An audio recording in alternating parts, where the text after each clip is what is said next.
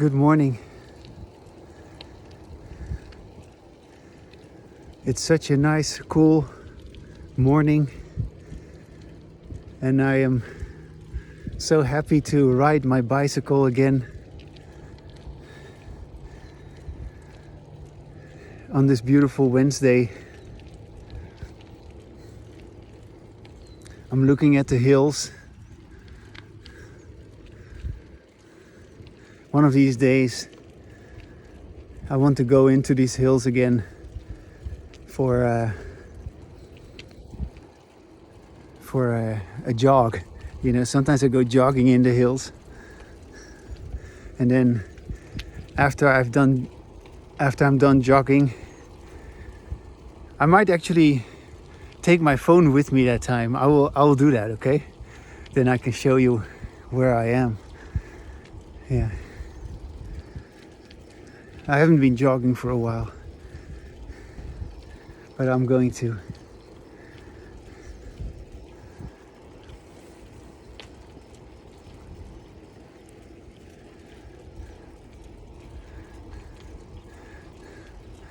You know, when I just started this ride, I was about to say all kinds of things. I felt like I wanted to speak about why is it that we are doing what we're doing, and then in a split second, as I was just outside and I don't know, feeling the fresh air and the beautiful morning, it suddenly just disappeared. This whole feeling of wanting to talk about why it is that way, and of course I know why. I know why I speak the way I do, and I can speak about the all the problems of the world and why they are the way they are, but that's not my topic. My topic is why I do what I do, and why my life is as good as it is, because I enjoy this. Yeah, I enjoy my path, literally. I enjoy my path in life, and that is because of my embodied language, and there's no other way in which anyone can enjoy their life than with embodied language. Everybody who has disembodied language, yeah, you may believe that you enjoy your life. You may say you are enjoying your life. You may pretend that you are enjoying your life. But the bottom line is you're not. And you may even convince other people that you have such a good life. But you're not convincing me. And you're also not convincing yourself, because there's nothing to be convinced. Yeah? This whole tendency to impress other people with your way of talking, because that's what you do. Good morning. Hi there. Hi. What people do with disembodied language is try to impress others. And they impress others with their power, with their knowledge, with their importance, with their holiness, their consciousness. They impress others with how funny they are, and how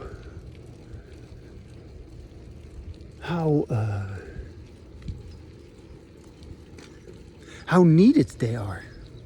Yeah. But they're not needed. And yeah, I don't believe in any kind of holiness. I don't believe in any kind of importance. I'm not important. I'm okay with that. And it took me quite a while to recognize that. but I'm not important, and that's why I don't try anymore to, I don't know,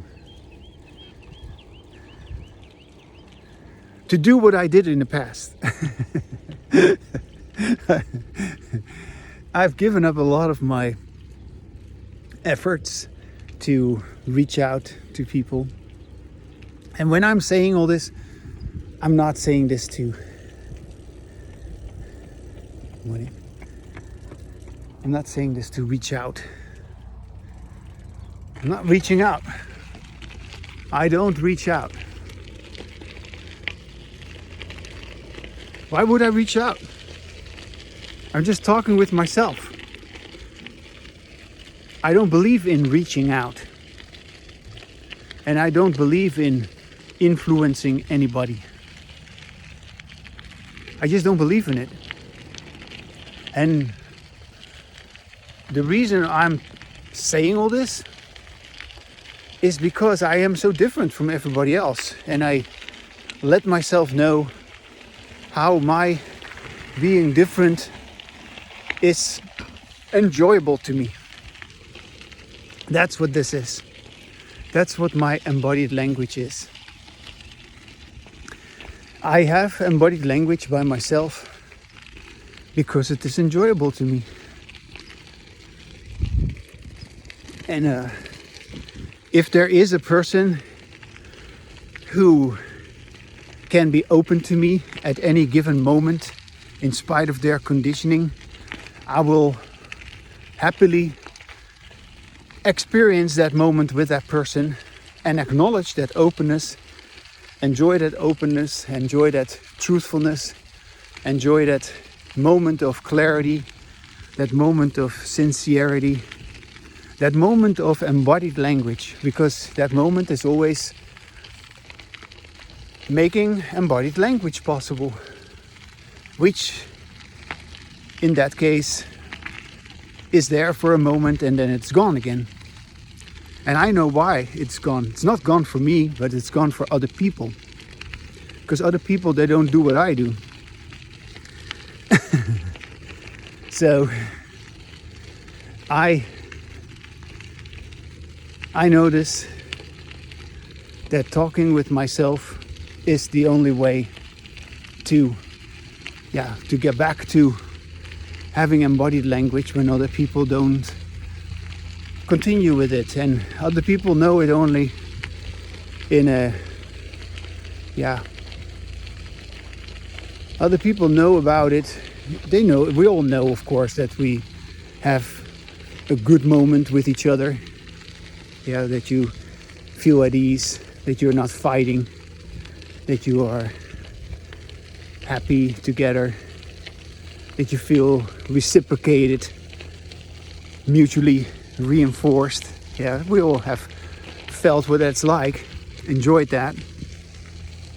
However, we do not know how that is caused and maintained by our language and by the way in which we deal with language. So there is really a lack of knowledge, a lack of skill also, due to which we only have what I call embodied language in an unconscious way, in a brief, haphazard way, almost as an interruption to our usual way of talking, which is disembodied language. Yeah.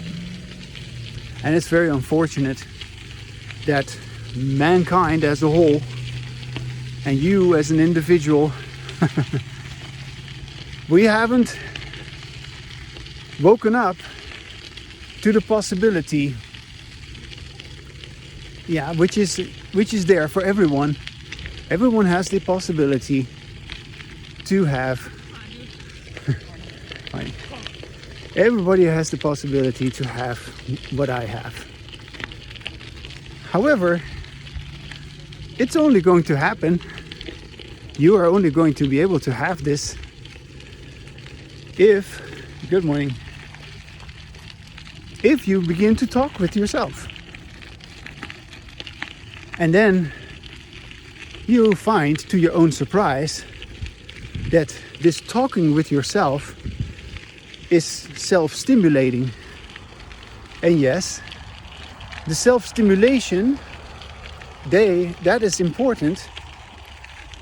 The self-stimulation is important to keep your embodied language going, because in my case, I am so happy because I can always fall back on my self-stimulation.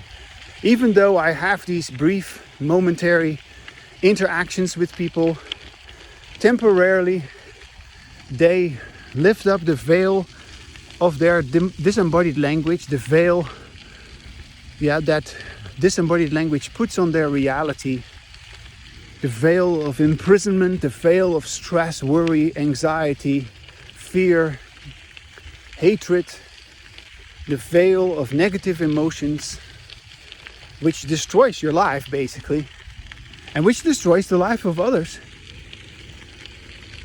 And so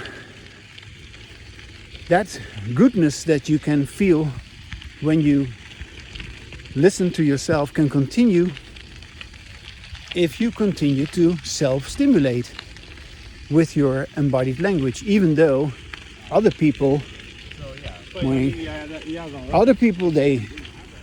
they may have it one moment and the next moment they don't have it. And then what are you supposed to do? Are you supposed to give up listening to yourself, self-stimulating? That's what most people do. They give up on self-stimulating. And this is why we don't speak with the sound which we ourselves prefer. Yeah? There is, of course, a sound which you prefer to talk with. And that is your sound. But you don't speak with that sound. Nobody speaks with that sound. You can only speak with that sound if you give yourself permission to speak with that sound. And if you listen to yourself, and if you speak with yourself in order to be able to hear yourself, whether you are actually doing what you're saying you're doing, whether you are listening to yourself. I listen to myself. I know that I am listening. I know that I'm listening to myself. And that's why I feel so good. Yeah. It's such a wonderful thing.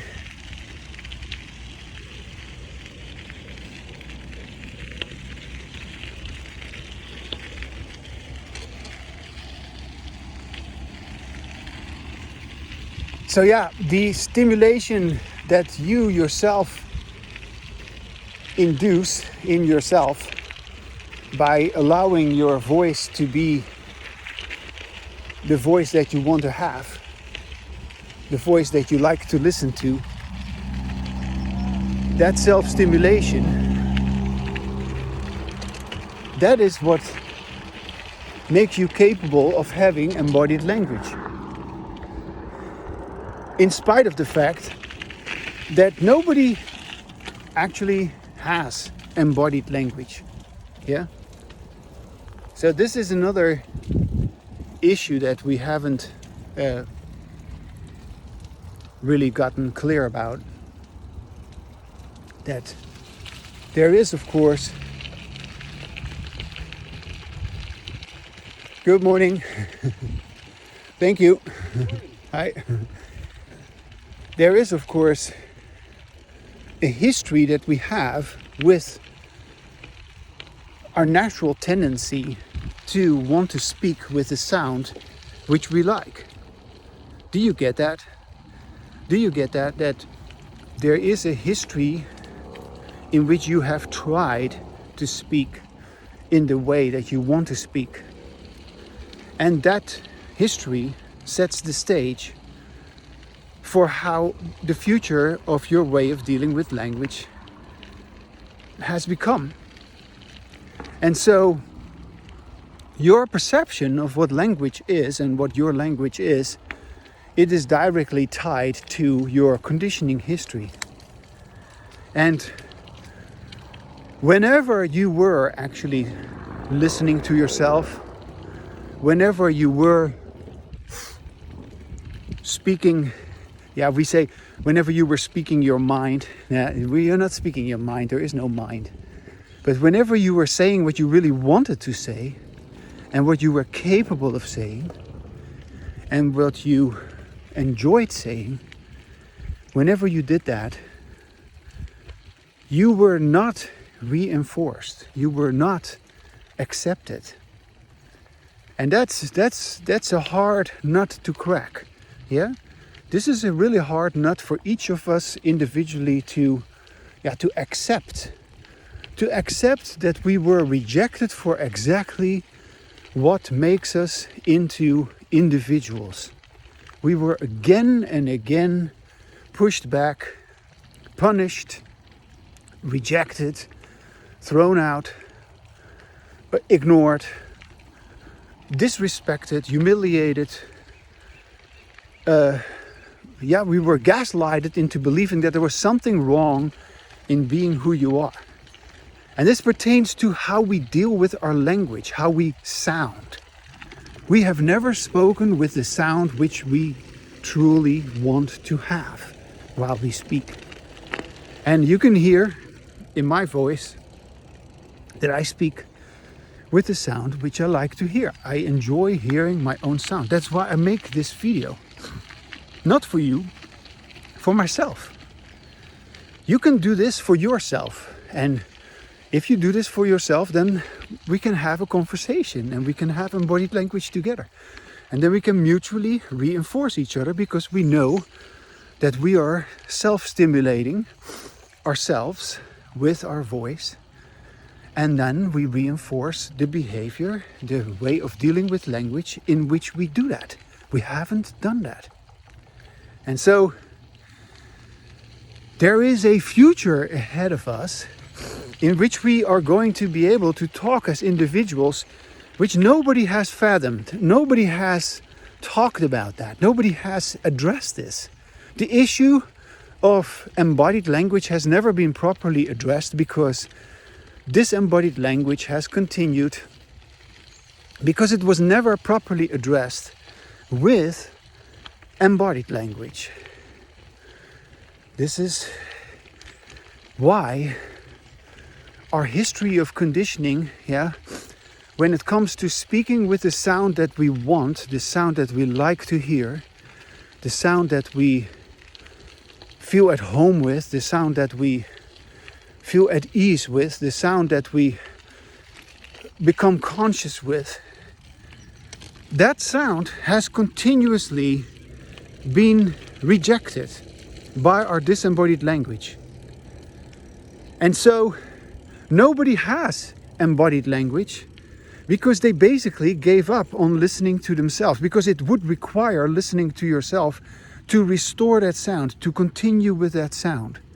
It requires your self-stimulation to be able to have that. And that's how I have been able, in spite of all the trouble that I've experienced in my life, and I've experienced a lot of trouble, in spite of all the trouble that I have experienced, in spite of all the rejection that I have felt about this, because there's, like I said, nothing but rejection about this in the world. This goes against everything we believe in, because what we believe is group behavior. We believe in the supremacy of group behavior. And this embodied language that I am talking about, is not group behavior. It is individual behavior. So I am introducing to you a whole new concept about our language. Language is individual. Language is what makes you who you are, what creates your own reality. And so you haven't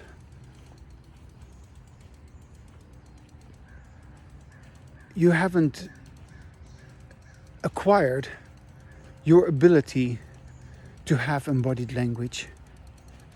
because you have never paid attention to how you sound while you speak.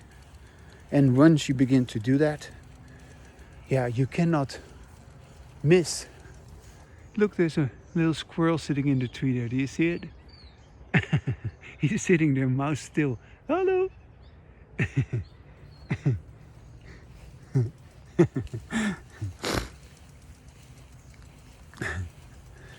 Once you do that, you are going to hear your own sound, and you're going to feel so good about listening to yourself.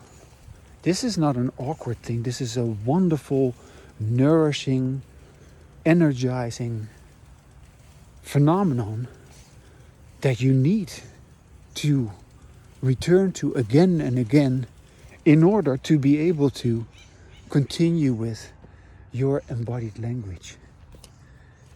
I'm going to sit here for a little bit.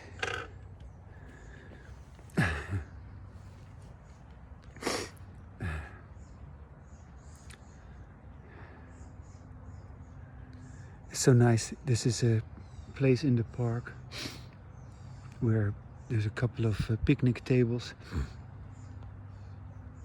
and some barbecue pits.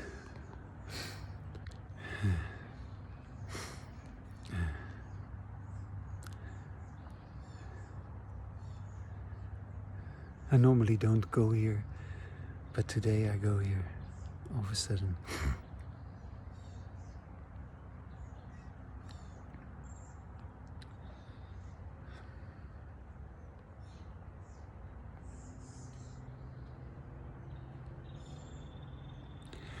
And as you can tell, my language, my embodied language, it at some point it makes me quiet. Yeah.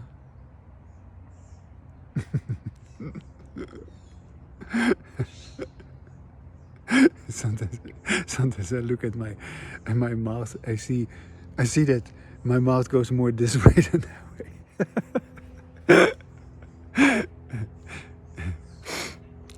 I'll try to straighten it out a little bit to make it more even. And you can also see that this side of my cheek is somewhat more fluffy than this side. This one is thinner. And maybe I need to sort of just bring the energy from this side to this side. I don't know if I've ever talked to you about that, but maybe today is a good day to sort of give you some input on that. No, I'm not going to. There's all sorts of angles on embodied language that I can talk about. Yeah, I can talk about embodied language from a political perspective or from a neurobiological perspective. I can talk about it from a perspective of being a speaker and a listener. I can talk about it from a perspective of what is group behavior and what is individual behavior. And as I was just saying, this individual behavior that I'm having is what makes me so happy. Yeah. And by happy I mean not meditative, okay? So don't get me wrong, this is not something spiritual. Don't interpret this as something spiritual. I don't care about any spirituality. I care about interaction. And to me, people only, they veer towards, they have an inclination towards so-called spirituality, what they call spirituality, because they basically cannot have this communication. And so as I was just saying, everybody has their history of conditioning. And your history of conditioning has determined that your individualism was always rejected by the group behavior, which is disembodied language. Always. It's sad, but that's just the truth.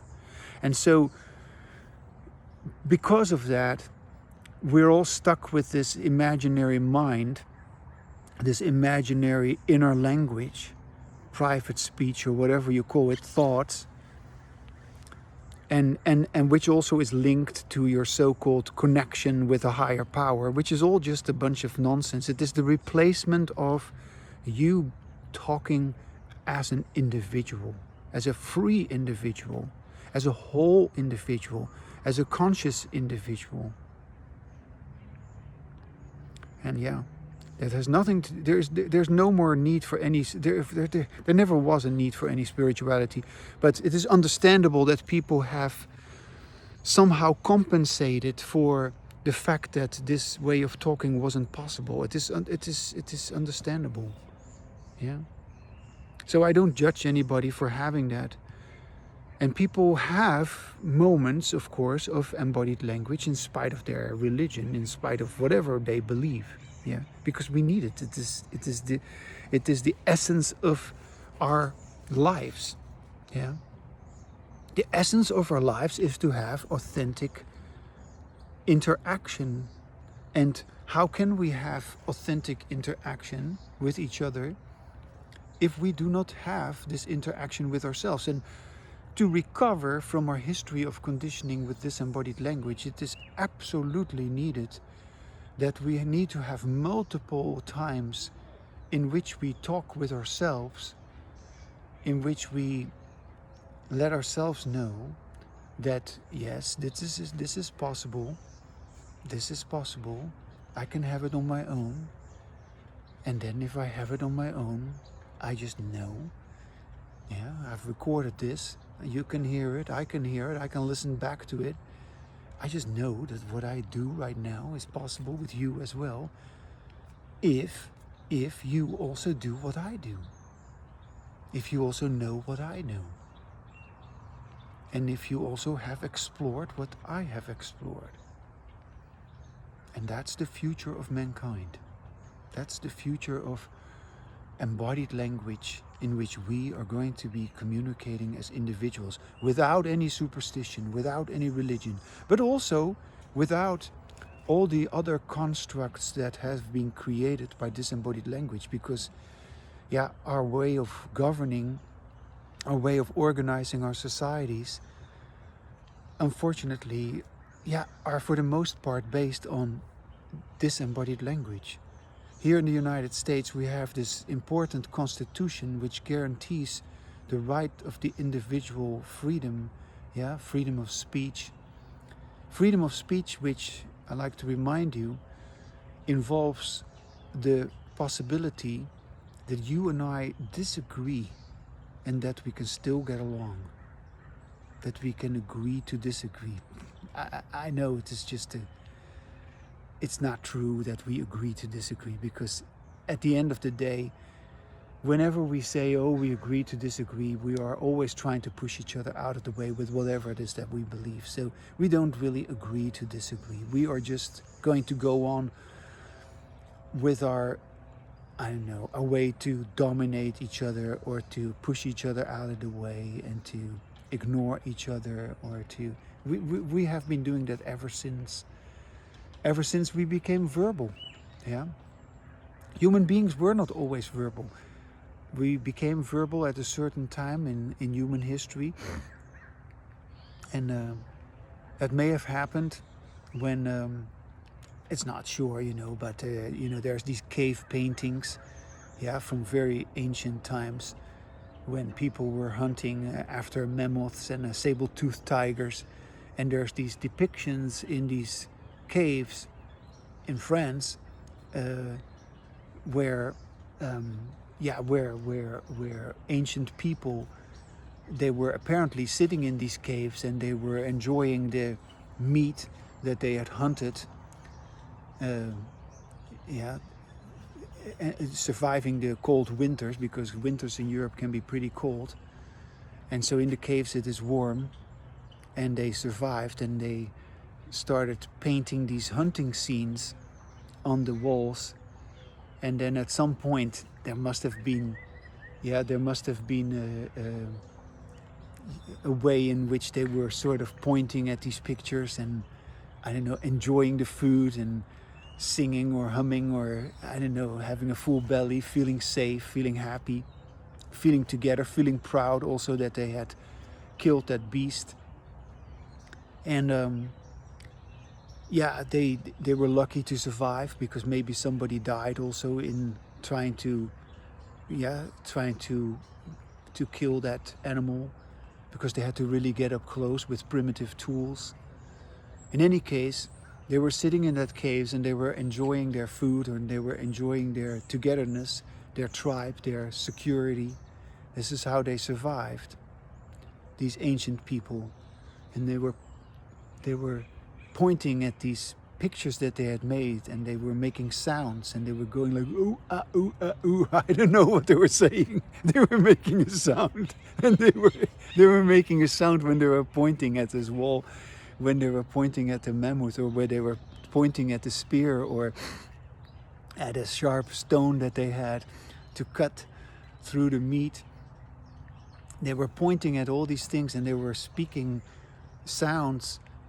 And these sounds, they were related to these pictures, these images on the wall. And these images, they, over time, you can still see this in Eastern languages, where these pictures, they are still very much there, but originally, of course, our language was also some sort of a visual image of something. And it still is, of course, letters, written letters.